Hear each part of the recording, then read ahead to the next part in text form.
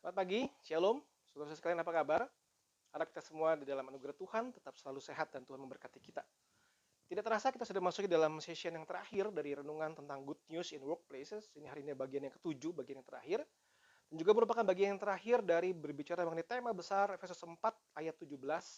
Awalnya berbicara mengenai manusia lama dan manusia baru. Saya bersyukur kepada Tuhan jika menengok ke belakang bagaimana anugerah Tuhan begitu berlimpah. Minggu demi minggu boleh memberkati kita sekalian. Saya akan bacakan ayat yang pasal 6 ayat ke-9 pada hari ini. Efesus pasal 6 ayat yang ke-9. Dan kamu tuan-tuan, perbuatlah demikian juga terhadap mereka dan jauhkanlah ancaman. Ingatlah bahwa Tuhan mereka dan Tuhan kamu ada di surga dan ia tidak memandang muka.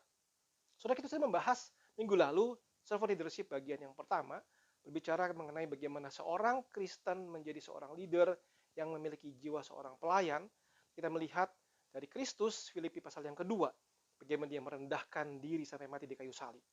Sudah hari ini kita akan melihat lagi sebuah ilustrasi. Saya akan tampilkan gambarnya di sini. Ya, perbedaan antara traditional leader dengan servant leader. Traditional leader dan servant leader. Bagian yang pertama disebut di situ traditional leader adalah seek leadership as a rank to obtain. Mereka itu melihat leadership kepemimpinan sebagai suatu hal yang mau dicapai sebagai sebuah pencapaian yang mau dikejar. Ya, tetapi servant leadership berkata melihat sebuah kepemimpinan sebagai sebuah kesempatan untuk melayani orang. So, ini memberikan satu paradigma yang berbeda. Waktu orang mengejar sesuatu, mengejar kekuasaan, dengan orang yang melihat sebagai kesempatan untuk melayani, pasti berbeda. Yang kedua, di sini leader melihat menggunakan power itu untuk mengarahkan performance-nya orang. Power dan control. Servant leader melihat apa? Power and control untuk apa? Mendrive engagement, untuk bisa melibatkan banyak orang terlibat di dalamnya. Bukan sekedar minta performance yang bagus dari orang-orangnya. Yang ketiga, visioner itu adalah apa, dia akan melihat, mengukur sesuatu berdasarkan outputnya, hasilnya. Servant leader melihat, mengukur sesuatu dari apa? Growth dan development pribadi-pribadi.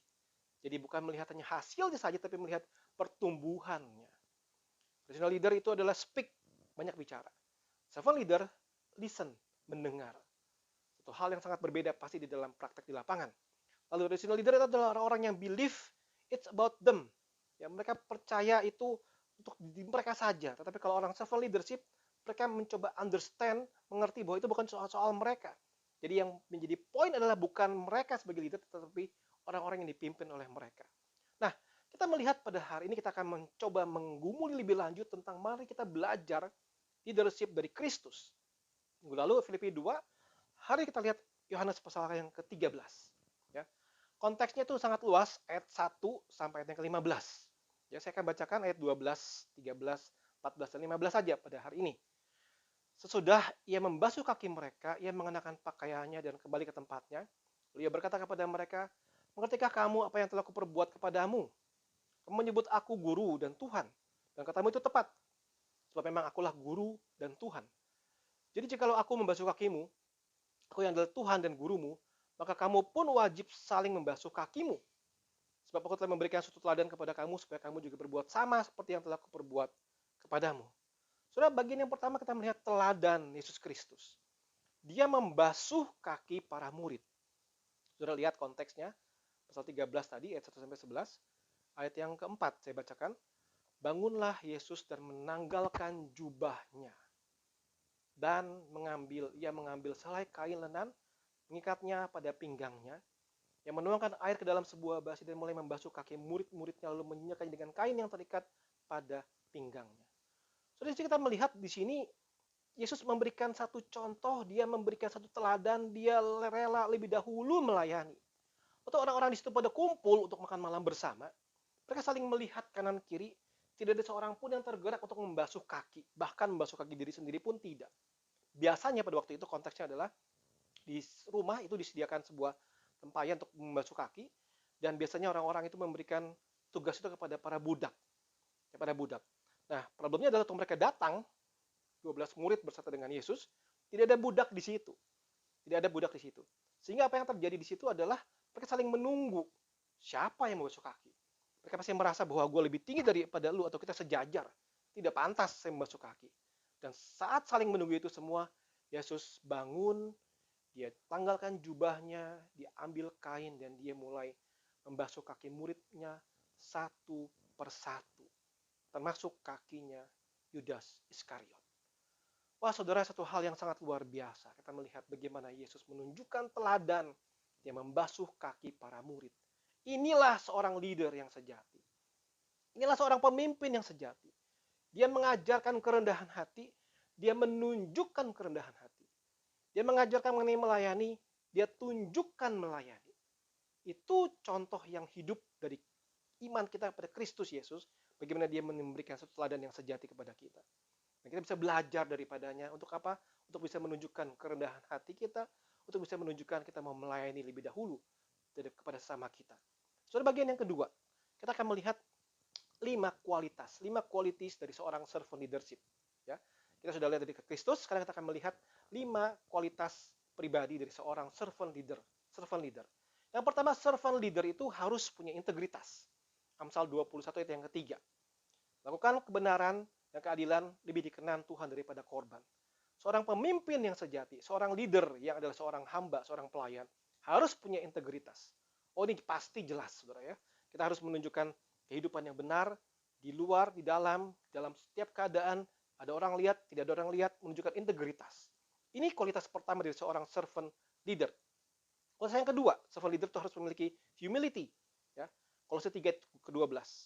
Karena itu sebagai orang-orang pilihan Allah yang dikuduskan dan dikasihinya, kenakanlah belas kasihan, kemurahan, kerendahan hati, kelemah lembutan, dan kesabaran. Humility, kita sebut juga dengan istilah kerendahan hati. Saudara, seorang pemimpin, seorang servant leader harus punya kerendahan hati. Bukan merasa dirinya hebat atau sombong. Bukan merasa dirinya lebih utama daripada yang lain, lebih punya daripada yang lain. Dia harus menunjukkan kerendahan hati. Saudara, yang ketiga, seorang servant leader harus punya kualitas seorang yang ulet, resilience. Ya. Ibrani 12 ayat 1 sampai 2. Saya bacakan. Nah, kita mempunyai banyak saksi bagikan awan yang mengelilingi kita. Dan kita menanggalkan semua beban dan dosa yang begitu merintangi kita. Lomba dengan tekun dalam perlombaan yang diwajibkan bagi kita. Dan kita melakukannya dengan mata yang tertuju kepada Yesus. Memimpin kita ke dalam iman, membawa iman itu kepada kesempurnaan, dan dengan mengabaikan kehinaan, tekun memikul salib ganti sukacita yang disediakan bagi Dia. Sekarang duduk di sebelah kanan tahta Allah. Kita memiliki satu kualitas yaitu tekun, keuletan. Seorang leader tidak bisa gampang menyerah. Tidak boleh gampang menyerah. Dia harus ulet, dia harus tekun, resilience. Dalam posisi sulit pun harus tekun. Pandemi COVID ini menunjukkan bagaimana seorang leader, kualitas leader, bagaimana dia tekun, dia resilience, dia ulet dalam situasi-situasi yang bahkan sulit sekalipun. Kualitas yang keempat, seorang servant leader harus memiliki sifat stewardship, kualitas penata layan. 1 Petrus 4 ayat yang ke-10, layanilah seorang akan yang lain, sesuai dengan karunia yang telah diperoleh tiap-tiap orang sebagai pengurus yang baik dari kasih karunia Allah. Memiliki hati yang melayani, stewardship. Dan yang terakhir, servant leader memiliki kualitas empathy.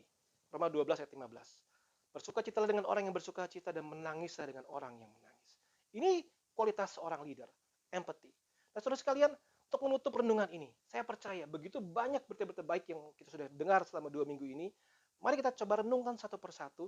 Mari kita belajar jadi seorang servant leader, pemimpin yang mau melayani orang. Belajar seperti Kristus, melayani dan bukan untuk dilayani. Saudara, untuk menutup renungan ini, saya akan bacakan dari Matius 20 ayat 28. Matius 20 ayat 28. Sama seperti anak manusia datang bukan untuk dilayani, melainkan untuk melayani, untuk memberikan nyawanya jadi tebusan bagi banyak orang. Saudara, kiranya kita semua boleh sungguh-sungguh belajar dari Kristus. Kita datang bukan untuk dilayani, kita datang untuk melayani. Posisi kita sebagai seorang leader, dimanapun Tuhan tempatkan kita, mari kita memiliki hati seperti Kristus, yang mau menjadi servant leader, yang mau datang untuk melayani dan bukan untuk dilayani. Ingat saudara, menjadi seorang pemimpin, seorang pelayan Tuhan, kita harus memiliki hati seperti Kristus. Saya berdoa sekali lagi kiranya renungan-renungan ini boleh menjadi berkat buat kita semua.